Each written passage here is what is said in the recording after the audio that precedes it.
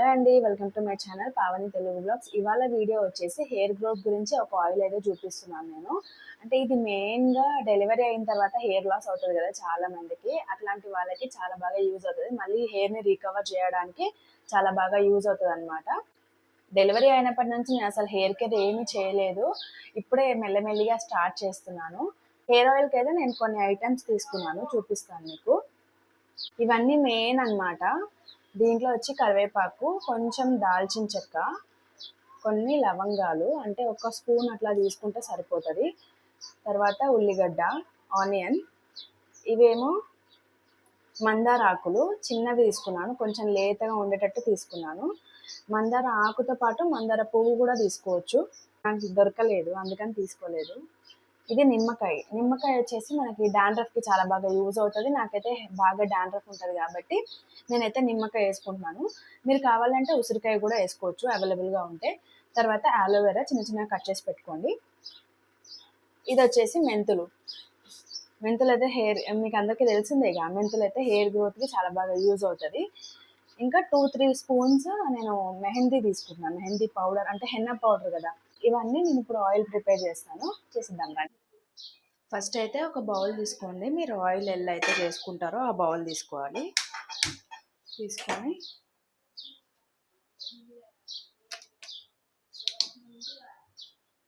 Oil వేసేసుకోండి. ఇందులో మీరు కోకోనట్ ఆయిల్ అయినా ఏవైనా కోకోనట్ ఆయిల్ అయినా యూజ్ చేయొచ్చు, వేరే మీకు ఏదైనా నచ్చిన ఆయిల్ కూడా యూజ్ చేసుకోవచ్చు. నేనైతే కోకోనట్ ఆయిల్ వేస్తున్నా.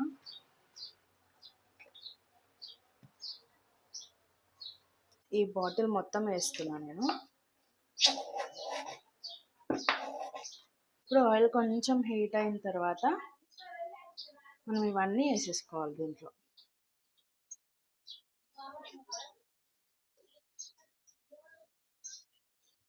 ఈ పౌడర్ కూడా ఇప్పుడే వేసేస్తున్నా.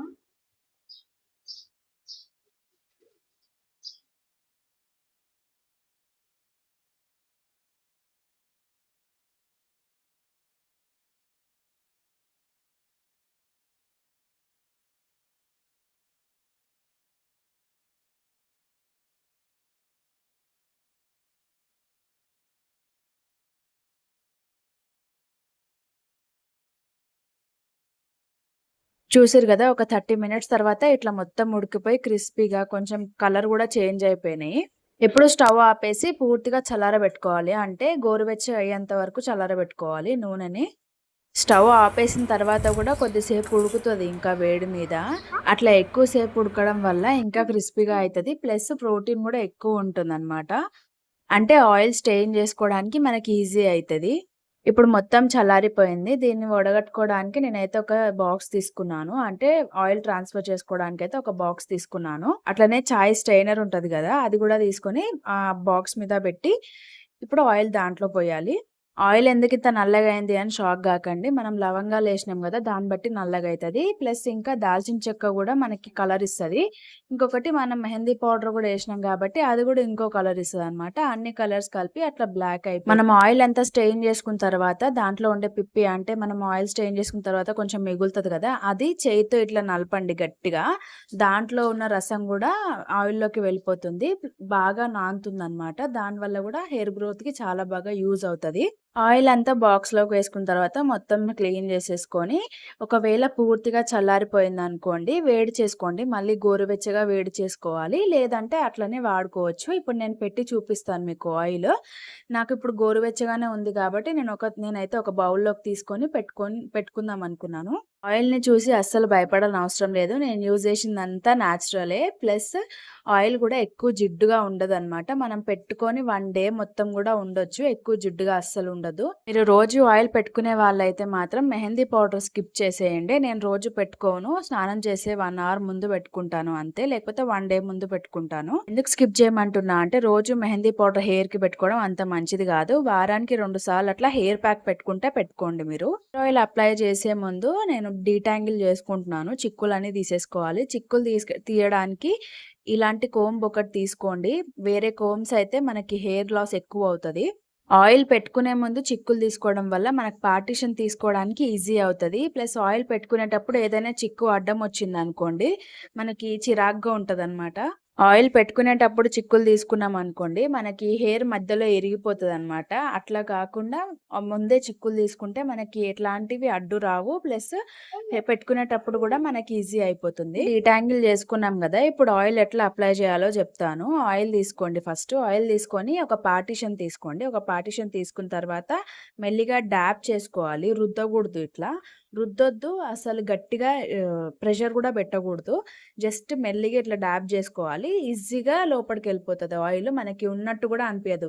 మనం ఇట్లా రుద్దడం కంటే ఇట్లా డాబ్ చేసుకున్నామనుకోండి, ఎక్కువ అబ్జర్వ్ చేసుకుంటదనమాట స్కాల్ప్. ఇంగా హెయిర్ గ్రోత్‌కని చెప్పి నంబర్ ఆఫ్ మసాజెస్ అయితే చేస్తారు. అవి ఏవి అవసరం లేదు. మంచిగా డాబ్ చేసుకుంటూ, మంచిగా ఆయిల్‌ని అప్లై చేసుకున్నామనుకోండి, మనకి ఎలాంటి మసాజెస్ అవసరం లేదనమాట.